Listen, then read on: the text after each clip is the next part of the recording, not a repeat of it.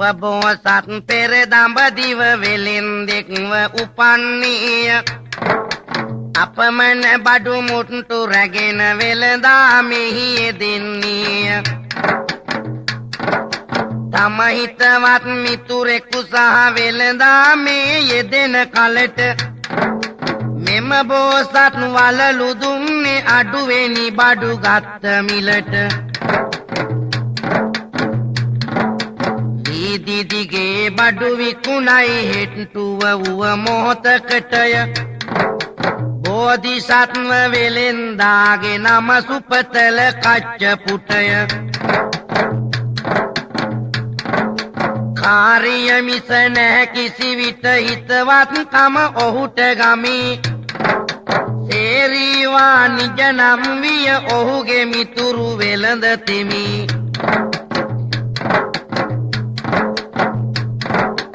එදා සේරී නම් පුරවර විරසකයක් එහෙම නොවී කදා වලලු විකුණන වලු මේ දෙදෙනා තරඟ වෙවි නිරතුරු සාධාරණයට කච්ච පුටය බඩු දෙන්නේ තරමක් කපටි සේරී මිල වැඩි කොට විකුණන්නේ වලලු විකුණලා දෙන්න හැන්දෑවට එකතු වෙනවා සියලු ලාභ බෙදා හදා දෙන්නටම දෙනවා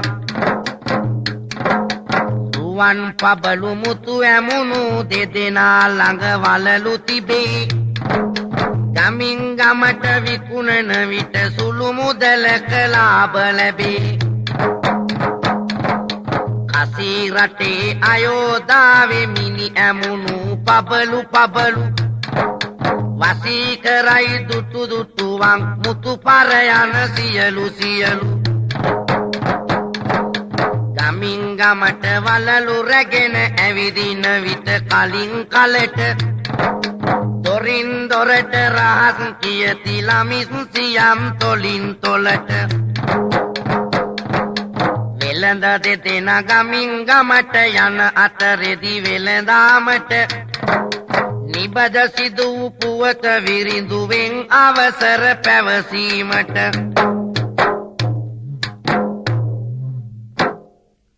යට ගිය දවස මෙම කල්පයට පස්වැනි වූ කල්පේ අපේ බෝසත්යන් වහන්සේ වෙලෙන්දෙක්ව ඉපිද පසුම්බියක් කරේ එල්ලාගෙන වෙළඳම් කරනවා කච්චපුට නමින් ඔහු සමග එකතු වෙලා හිටියා සේරී වාණිජ නමින් තවත් වෙලෙන්දෙක් දෙන්න එකට වෙළඳම් කළත් එකම වීදියේකට යන්නේ නැහැ කච්චපුට වෙලෙන්දා සාධාරණයෙන් වෙළඳම් කළත් සේරී වාණිජ ටිකක් කපටි මේ දෙන්න වෙළඳම් කළේ වලලු මිනි වලලු මුතු වලලු පබලු වලලු ගිගිරි වලලු මේ ආදී විසිතුරු වලලු වර්ග දෙන්නම තම තමන්ගේ වෙළඳාම කරලා හවසර ලාභය ගැන කතා බහ කරනවා කදා වලලු කියලා මේ වෙලෙන්දු කෑ ගහන ශබ්දයට නගරේ ළමිස්සියන් දුවගෙන එනවා කසී රටේ අයෝධාවේ වලලු හරි ලස්සනයි මිලෙන් වැඩි ඒවා අඩු ඒවා මේ දෙන්න ළඟම තියෙනවා සමහර දවස් වලට සති ගණන් මේ දෙන්න ඈත ගම්දනව් වල වෙළඳාමේ යනවා ඒ සතියකට දෙකකට වරක්වත් එකට එකතු වෙන සිරිතක් තිබුණා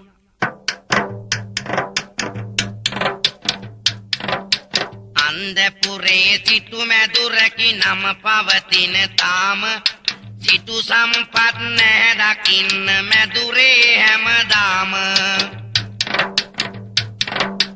මහසිටුවරු ඉන්නා විට පැවතුණු මුත් බලය ධනයෙන් පිරිහි තිබුණා දැන් මේ සිටු කුලය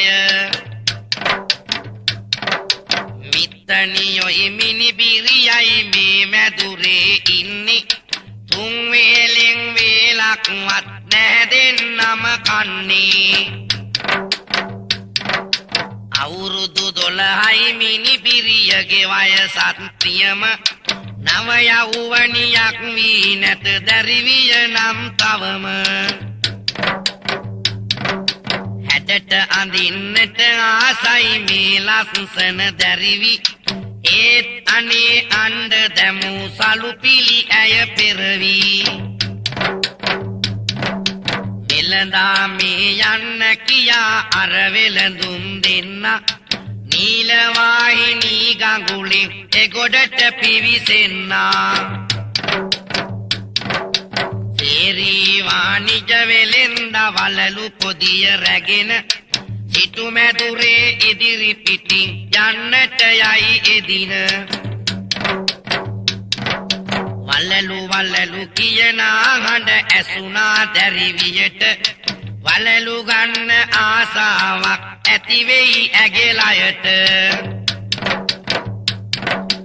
එනමුත්ගේ තඹයක් නැත වලලු කොහොම ගන්නි මිත්තනියන් හට කිව්වොත් ඇය පිහිටක් වෙන්නේ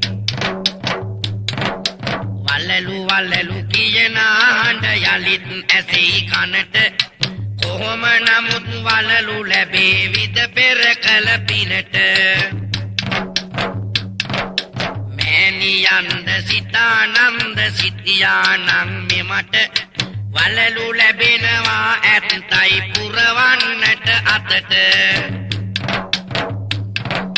වෙලෙන්දාගේ හඬ පරදා ගිරි හඬයි ඇසුනේ දුක හිතිලා දැරිවියගේ නෙත කඳු ලැලි පිසුනේ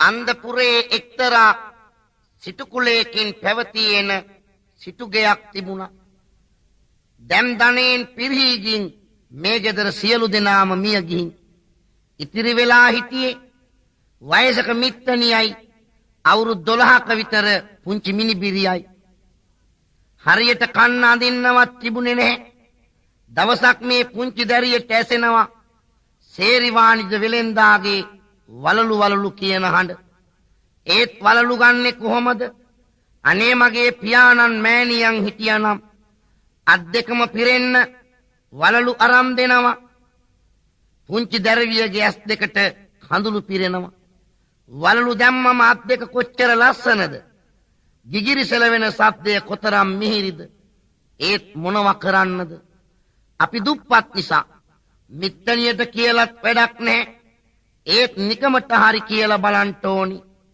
හංගල හරි තියෙන කීයක්වත් ගේ හරිය නැත මේ විදියට මේ පුංචි දැරිවිය හිතනවා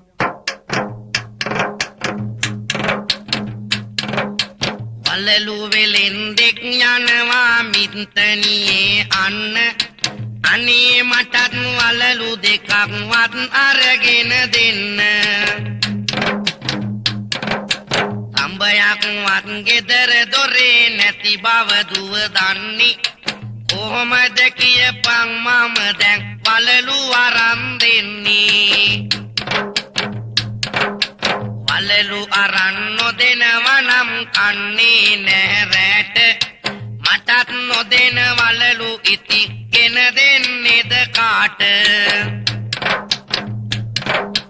ඔය විදියට නොකියම් දුව දුක හිතෙනවා හිතට වලලු අරන් දෙන්නේ මම කොහොමද නුඹේ අතට ගේ මුල්ලේ කැටයකවත් කීයක්වත් නැද්ද ඇහෙනවාද වෙලෙන්දාගේ ආඩම්බර සද්ද බරපතලක් දැනෙන්නේ නැහැ දියනිට කිසි දෙයක වලලු අරන් දෙන්නම් මම මුදල් ලැබුණු දාක අද නොලැබෙන වලලු ඉතින් මට ඕනෑ නැහෙනි වලලු නැතිව මිත්තණියේ මට ඉන්නට බැහැනි හිතුවක් කාරයි හරියට මේ ළමයා දැම්ම වලලු අරන් දෙන්නේ මම කොහොමද ඇත්තෙම්ම මිත්තණියේ දුමේ තිබුණු තලියක් මට මතකයි ඒකෙන් දැන් පලක් නැහැනි එය හොඳටම පරණයි පෙර දවසේ නුඹේ පියා ඒකෙයි බත් කෑවේ පියාව සිහි වෙන්නට එය දුමේම තිබුණාවේ දුමේ තියෙනවාට වැඩිය නරකද එය දීලා වලලු අරන් හැට බලනවා අත් දෙකේම දාලා හිතුවක් කාරිය එහෙනම් වෙලදා කැඳවාපන් වලලු ලැබෙනවා නම් ඉතින් තලිය හනික දීපන්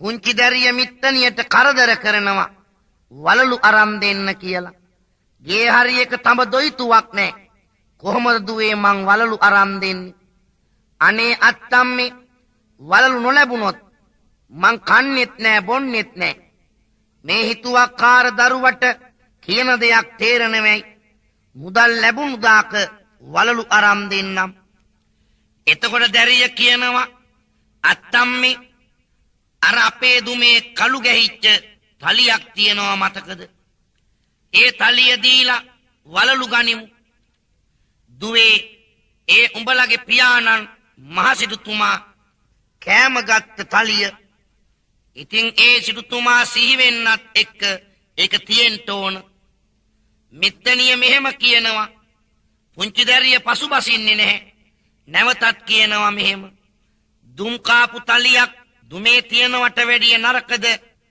එය දීලා වලලු අරගෙන මගේ අත් දෙකේ දාලා ලස්සන බලපුවාම මිත්තනියට දුක හිතෙනවා ඒකත් ඇත්ත තමයි එහෙනම් කතා කරපන්කො බලන්න මන්නම් හිතන්නේ නෑ ඔය පරණ වෙච්ච තලියට එක වලල්ලක්වත් දේවිය කියලා පුංචි දැරිය සේරි වාණිජ වෙලෙන්දට කතා කරනවා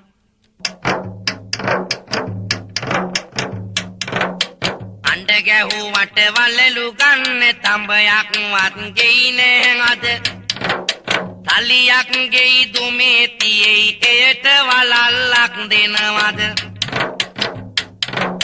මුදල් වලට විතරයි මම මේ ලස්සන වලලු දෙන්නේ තලියෙන් අරන් වලලු දීලා කොහොමද මම ලාභ ගන්නේ අනේ පුතේ මේ අහපන් මේ කෙල්ලගේ දුක නිවෙන්න එකම වලල්ලක්වත් දීපන් පුතාට පින් ලැබෙන්න කෝ බලන්න තලිය ගන්න පුළුවන් දැයි වලලු දෙන්න ඉක්මන් කර අරන් එන්න මට බෑ මේ කල් ගෙවන්න පුංචි දැරිය එක සැරේට කුන්සිය පැත්තට දුවයයි මේ තිබුණු තලිය රැගෙන ආපසු ඇය දුවගෙන එයි තලිය ගත්ත ගමන් ඔහුට වටිනාකම තේරුණේය තණ්හාවේ ලෝදිය වැල් පපුව තුලින් බේරුණේය කටුවක් ගෙන ඉරක් අඳී ඔහු කළු ගෑහුණු තලියේ එය ගණරන් බව පෙනුණා එක පාරට කල එළියේ මොකුත් නොදී මැල්ලවයි පොඩි කෙල්ලයි රවටන්නම් මේ ගණරන් තලිය අරන් මම මගේ ගම රට යන්නම් තලිය විකුණලා ලබනා මුදලින් සිටු පදවි ලබා සැප විඳිමින් ඉන්නම් මම වෙලදාමත් ඉවත තබා තඹයක් වත් නොවටී දුම් වැජිච්ච මේ තලිය ඔබේ ඊට වැඩිය වටින හට්ටි වලං අපේ ගෙදර තිබේ මෙහෙම කියා තලිය වීසි කෙරුවා ඔහුගේ ඇතුළට ආපසු වෙන අදහසින්ම යනවා බොරුවට නගරෙට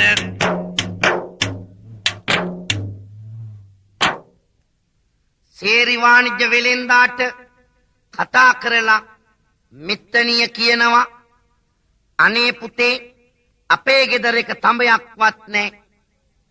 අපි දැන් දුප්පත් වුණාට සිටු පවුලක්.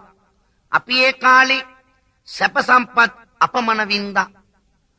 දැන් සිටුවරු මරණයටපත් වෙලා මමත් මේ පුංචි දරවියක් පමණයි මේගේ ජීවත් වෙන්නේ. මෙන්න මේ පුංචි දරවිගේ කරදරේට වලලු ටිකක් අරන් දීමටයි ඔබට කතා කළේ. තඹයක්වත් නැති වුණත් පරණ තලියක් තියෙනවා. එය අරගෙන වලලු දෙක තුනක් දෙන්න. වෙලෙන්ද hina වෙනවා. තලියකට වලලු දීලා කොහොමද මම ලාභ ගන්නේ? කමක් නෑ ගේන්න බලන්න. දරවිය දුවලා ගිහින් දුමේ තිබිච්ච තලිය ගේනවා. වෙලෙන්දා තලිය අතට ගත්ත ගමන් හිතනවා ඒක වටින එකක් බව. කටුවක් අරන් තලියේ ඉරක් ඇඳලා ඌරලා බලනවා. දෙවියන්ට ඔප්පු වෙච්චාවි. ඒක ගණරන් තලියක්. වටිනාකම මිල කරන්න බෑ. ඒත් මොකුත්ම නොදී මේ මැහැල්ලවයි කෙල්ලවයි රවට්ටලා තලිය ගන්න ඕන. මෙහෙම හිතලා තණ්හාවෙන් බරිත වුණ සේරි වාණිජ වෙලෙන්ද කියනවා අයියෝ මේක තඹයක්වත් වටින්නේ නැහැ. මේවට පුළුවන්ද වලලු දෙන්න. අපරාධෙ මගේ කාලේ නාස්ති කළේ. සේරි වාණිජ නපුරු වෙලෙන්ද තලිය ගේ මැද්දට විසි කරලා ආපසු එන අදහසින් බොරුවට නගරේ පැත්තට යනවා. අනේ අර පුංචි දැරියට කොච්චර දුක හිතෙන්නේ නැද්ද? හදවතට සෑහෙන වේදනාවක් දැනුණා. අනේ මටත් මගේ අත් දෙකේ වලලු දාගෙන ලස්සන බලන්න කොච්චර ආසාවකින්ද හිටියේ. එයිනුත් පළක් උනේ නැහැ. මේ දරවිය අඬන දිහා දුටුව මිත්තනියට සෑහෙන දුකක් වේදනාවක් ඇති වුණා පින්වතුනි.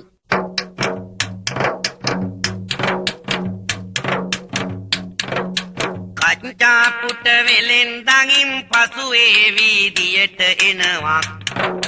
වලලු කියා කෑ ගසමින් ඔහු දැන් වෙළඳාමේ යනවා. පුංචි දරවියට ගැහුණා මේ සද්දය එකපාරට. වලලු ගන්න ආසහිතෙයි නැවතත් තම පොඩි දෑතට. අත්තම් මේ තවත් වෙලෙන්දෙක් යනවා අර බලන්න. එයාටවත් තලිය දීලා වලලු ඉල්ලලා බලන්න. මතක නැත්ද එකෙක් ඇවිත් තලියක් විසි කෙරුවා නේද? ඉතින් තවත් එකෙක් ඇවිත් තලියට මොකවත්ම දේද? කලින් වෙලෙන්දාගේ මූණේ තිබුණේ තද නපුරු කමයි. මේ වෙලෙන්දා එහෙම නොවෙයි බැලුවම හොඳ ගතිය පෙනෙයි. අත්තම් මේ නිකමට වගේ අඬ ගහලා බලමු ඉතින්. පැන්නට මට කමක් නැහැනේ ඒවා අත් හරිමි සිතින්. දුවේ උඹට ඔල්මා දෙද පාරක් කිව්වම අහන්න. මට නම් බෑ වෙලෙන්දෙකුට තව සැරයක් අඬ ගහන්න.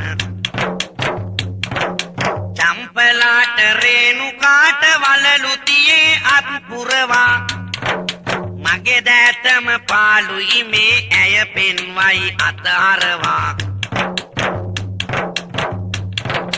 වලලු දෙකක් ලැබුණොත් මට මුළු ලෝකෙම ලැබුණා වගේ.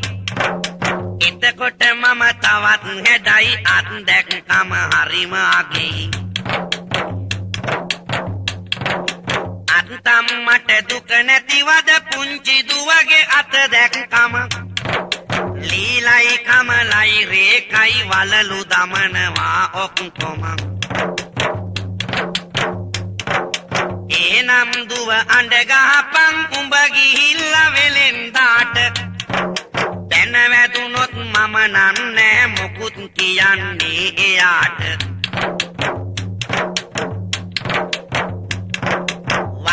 වලලු මෙහෙට එන්න අත්තම්මා අඬ ගහනවා කච්චා පුට ගෙදරට විත් වලලු ගන්නවද ආනවා ඊට පස්සේ කච්චපුට වෙලෙන්දා ඒ වීදියට එනවා වෙළඳාමට පුංචි දරුවියට ඔහුගේ හඬත් ඇහෙනවා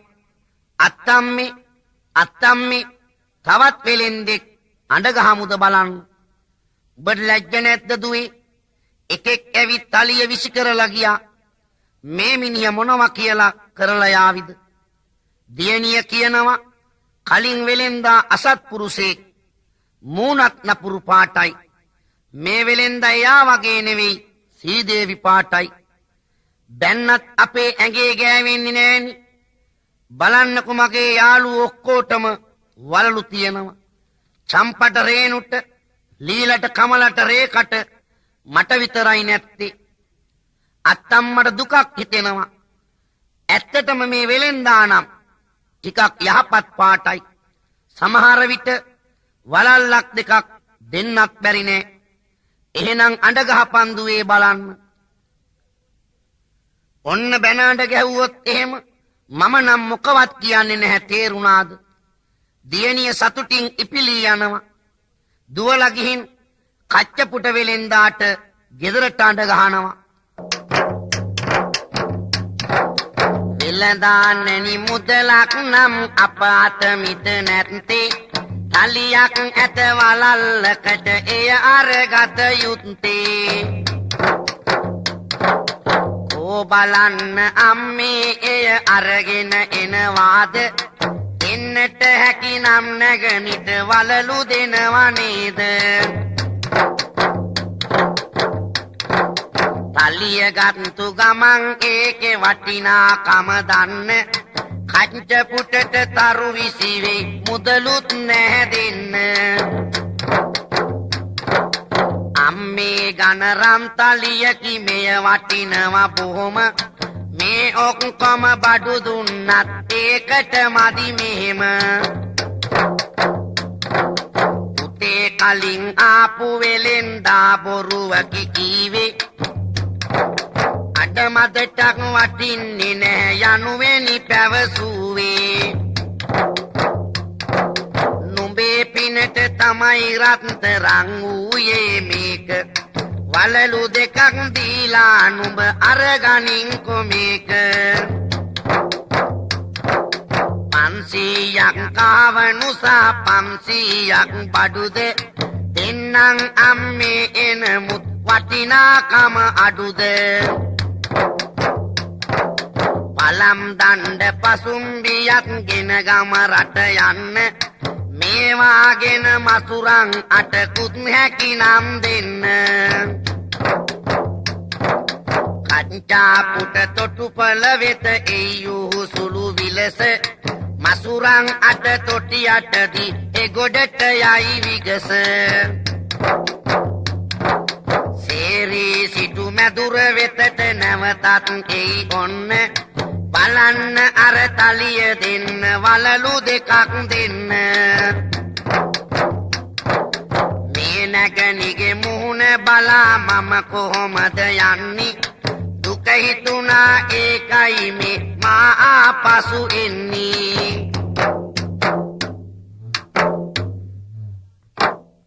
කච්චපුට වෙලෙන්දාට මිත්තණිය කියනවා අනේ පුතේ මේ දරුවගේ මුහුණ බලලා මේ තලිය අරගෙන වලල්ලක් දෙකක් දෙන්න ඒක ලොකු උදව්වක් තලිය ගත්ත ගමන් කච්චපුට වෙලෙන්දාට ඒ තලියේ වටිනාකම අවබෝධ වුණා බෝධිසත්ව වෙලෙන්දා කියනවා අම්මේ මේක ගණරන් තලියක් මේ තලියේ වටිනාකමට දෙන්න මා ළඟ මුදල් මදි මිත්තණිය පුදුම වෙලා කියනවා පුතේ දැන් ටිකකට ඉස්සෙල්ලා ආපු වෙලෙන්දෙක් මේ තලිය අඩමදටයක්වත් වටින්නේ නැහැ කියලා විසි කරලා ගියා මේක රත්තරන් වෙන්නේ නැත්තේ නුඹේ පිනට කමක් නැහැ තලිය අරගෙන මේ දැරියට වලල්ලක් දෙකක් දෙන්න.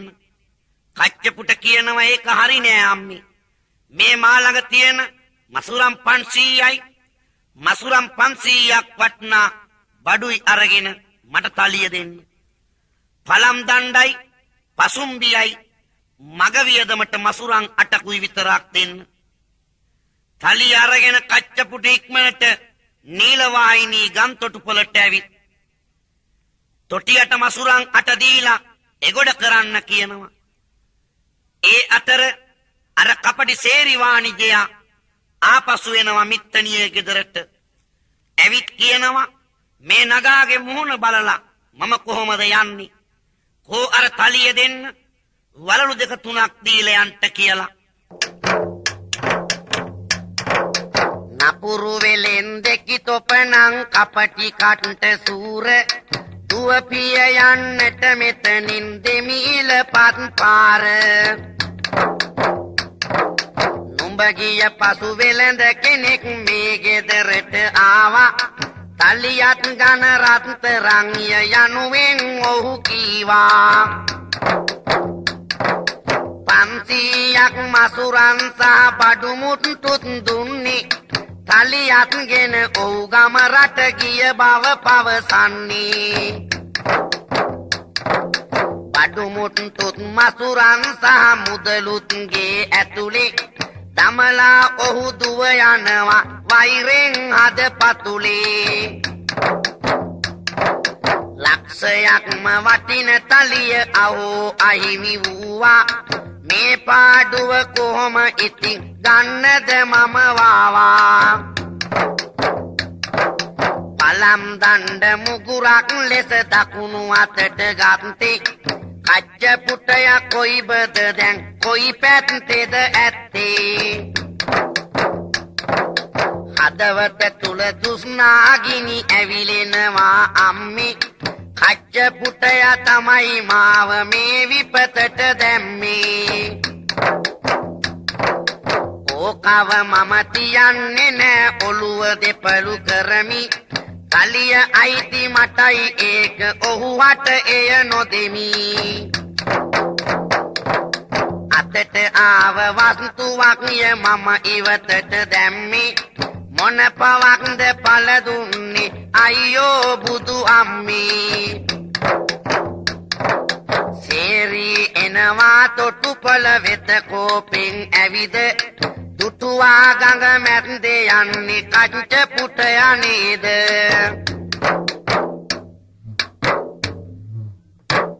මිත්තණියගේ සිටු ගෙදරට ආපු සේරි වාණිජට මිත්තණිය කඩා පනිනවා. නුඹ මහා කපටි හොරෙක්, මහා කපටි වෙලෙන්දෙක්, බොරුකාරයෙක්. මේ දැන් ආපු යහපත් වෙලෙන්දෙක් අපේ තලිය බලලා ඒක ඝන රත්තරන් කියලා අපට මේ 500ක් වටිනා වලලුයි බඩු මුට්ටුයි මසුරම් 500කුයි දීලා ගියා. නුඹ කිව්වේ අඩමදටයක්වත් වටින්නේ නැහැ කියලා. සේරි වාණිජ වෙලෙන්දා තෘෂ්ණාවෙන් බරිත වෙලා විශාල ශෝකයකින් කම්පා වෙනවා. තමන්ගේ අතේ තිබුණු මසුරම් බඩු මුට්ටු ඒ ගේ තුල දමලා පළම් දණ්ඩ මුගුරක් විදියට දකුණු අතින් ඔසවාගෙන කච්චපුට සොයමින් වියරුවෙන් දුවනවා. ලක්ෂයක් වටන රන්තලිය අයියෝ මට අහිමි වුණා.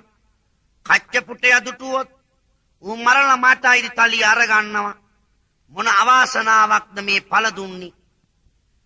අතට ආපු වස්තුව නේද මට අහිමි වුණේ.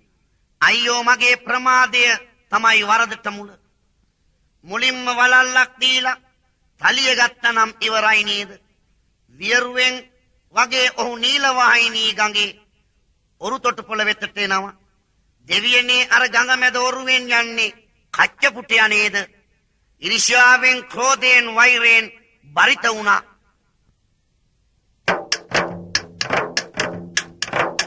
තොටියෝ ඔය ඔරුව යලිත් මේ පැත්තට පදවාපන්.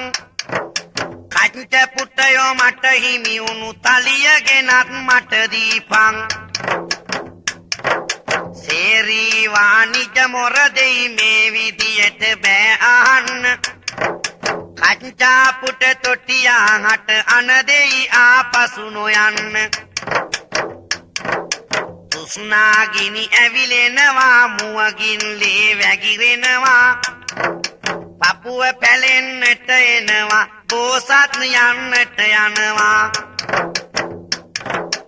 ඉවුරෙන් වැලි අහුරක් ගෙන සේරී එය උඩට දමයි සංසාරේ වෛර කරන්නේ තොපහට මෙහෙම තමයි ජාති ජාති භවෙන් භවේ යලි යලි ඉපදෙන තුරාම තොපත් එක්ක වෛරයි මම මුළු සංසාරය පුරාම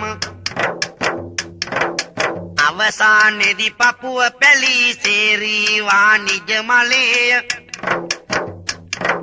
සසර පුරා යන වෛරය ඒ මොහොතේදී දික් කලේය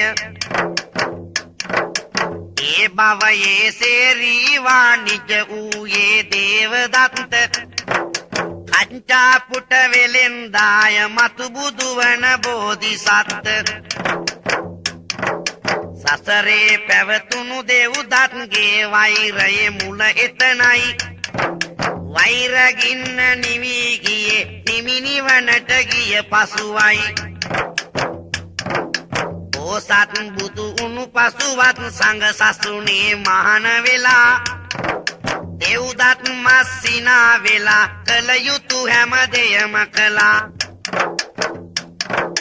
අපි සුඹවින් තව ඔපවේ මිනිසත් කම නැමැති දැහැන පින්වත තණ්හාව තමයි සසර බැඳෙන යකඩ රැහැන